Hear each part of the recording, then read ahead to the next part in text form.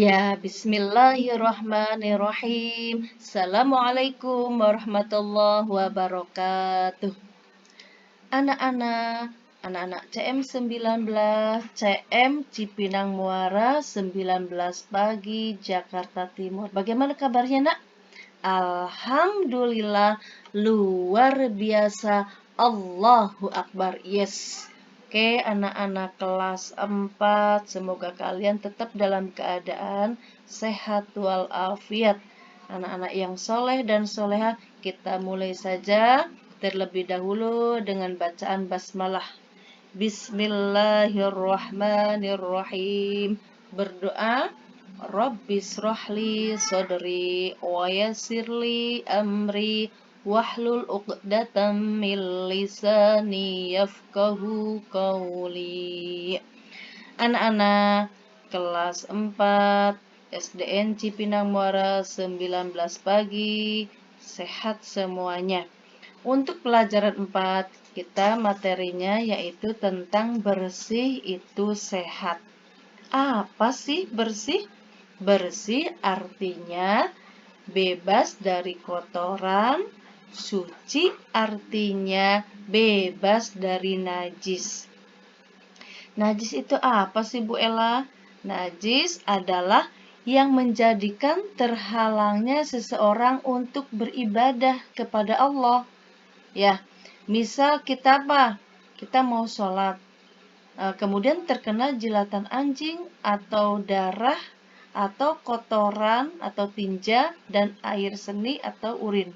Nah, kita harus membersihkan dulu supaya apa? Supaya kita suci untuk melaksanakan ibadahnya, ya. Nah, kemudian najis itu sama kotor beda tidak ya? Nah, najis sama kotor beda tidak ya? Najis pasti kotor dong, ya kan? Kotor tetapi belum tentu najis. Misalnya terkena tanah, itu sudah kotor. Tinta, cat, dan ludah.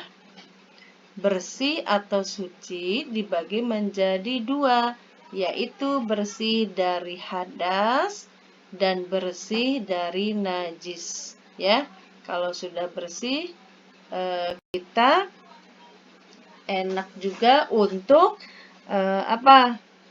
untuk membersihkan, dipandang juga enak. Kalau kita kotor, pakaiannya kotor, dipandang kira-kira enak nggak? Tidak enak ya, dipandang juga kotor, lusuh gitu. Makanya kita harus bersih ya dan suci dari najis. Kemudian mengenal hadas kecil dan besar. Ya, untuk mengenal apa sih hadas? Hadas itu dibagi dua, yaitu hadas besar dan hadas kecil. Contoh hadas besar seperti mimpi basah bagi laki-laki, haid bagi perempuan. Cara menghilangkan hadas besar yaitu dengan mandi. Dan kalau tidak ada air, bagaimana Bu Ella? Yaitu dengan tayamum jika tidak ada air. Nah, hadas kecil seperti buang air seni, buang air besar, buang angin, menyebabkan batal wudhu. Bagaimana kalau untuk setelahnya buang air kecil? Ya kita ketika mau bersih, mau suci harus berwudhu dulu. Gitu ya, membersihkan terlebih dahulu kemudian berwudhu. Menghilangkannya dengan cara dicuci dengan air bersih, kemudian melaksanakan wudhu. Nah, mengenal hadas kecil dan hadas besar. Hadas kecil seperti apa? Buang air kecil, ya kan? Kemudian pup atau tinja dan buang angin menyebabkan batal wudhu. Cara menghilangkannya dengan apa? Dengan air bersih, kemudian dengan berwudhu. Kalau hadas besar, yaitu seperti contohnya mimpi basah bagi laki-laki dan haid bagi perempuan. Nah, kalau haid bagi perempuan, ketika kita membersihkannya adalah setelah betul-betul darah itu sudah bersih, ya, sudah tidak ada darah lagi, maka kita membersihkannya. Paling sedikit sehari semalam, biasanya umumnya itu adalah 1 minggu kita sudah bersih, maka kita membersihkannya dengan apa? Ya dengan mandi. Mandi dari mulai kita bersih, keramas, ya, setelah keramas, mandi pakai sabun, kemudian dengan niat menghilangkan hadas besar, ya. Kayak itu anak-anak kelas 4 sudah mulai belajar. Nanti Bu Ella kasih ya doa mau mandi besar, doa mau menghilangkan hadas besar. Oke, lanjut. Nah, jika kita sholat, maka badan, pakaian, dan tempat harus bersih dari kotoran dan najis. Ya, kemudian kita ketika di luar sholat pun badan kita harus bersih. Dengan apa? Ya mandi. Bersih badan, pakaian, bersih, enak dipandang kalau bersih. Dan tempat harus diartikan dalam kehidupan antara lain bersih pakaian, bersih tempat, bersih lingkungan. Nanti kalau ketika tatap muka, Bu Ella periksa juga kan setiap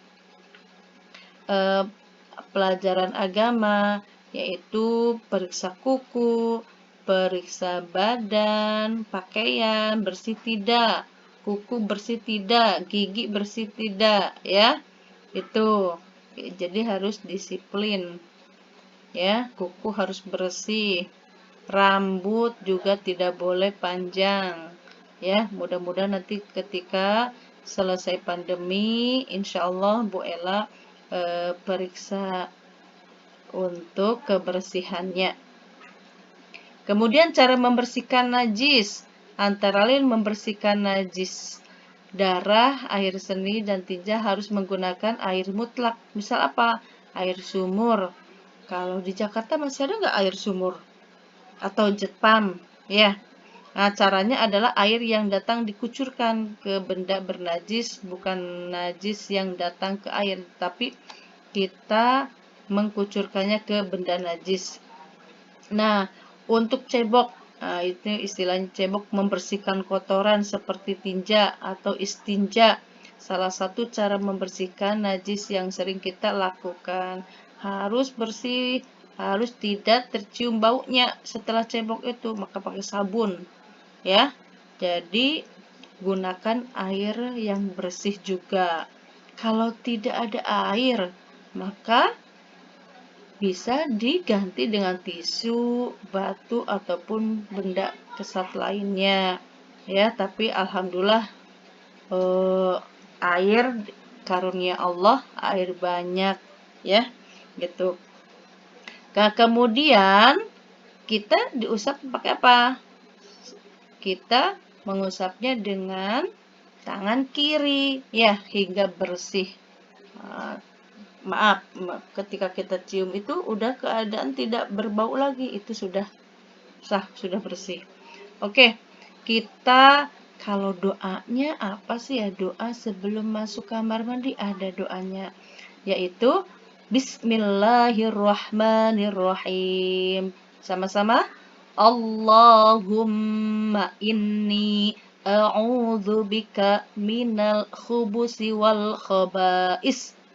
Allahumma inni a'udzubika minal khubusi wal khaba'is. Ya Allah, sesungguhnya aku berlindung kepadamu dari segala kejahatan dan kotoran.